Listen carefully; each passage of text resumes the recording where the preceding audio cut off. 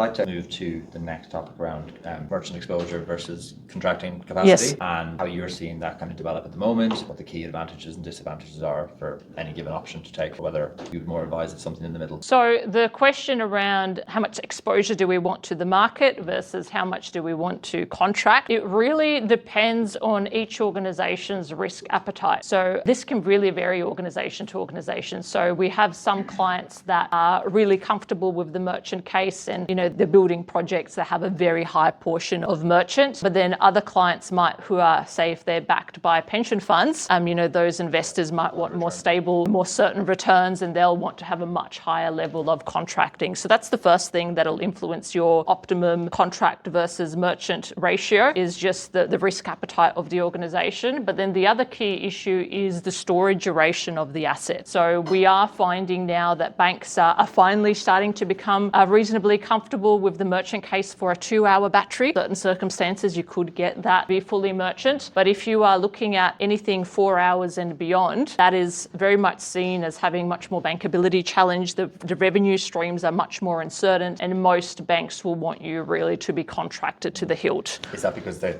technology is not really as tried as the 2-hour equivalent of the technology? Not necessarily. I mean, even if you just had a 4-hour lithium-ion battery versus a 2-hour lithium-ion battery, with the 2-hour case, you have much more certainty that you will effectively utilize that capacity that you're paying for. Yep. Whereas as you start to increase your storage duration, it becomes less certain how often you will actually be able to utilize that full capacity that you've paid for. And whether that happens in year 1 of your cash flow or year 10 of your cash flow makes a pretty big difference, and that can be quite uncertain. So that uncertainty around utilization of the asset is the big hurdle. Okay.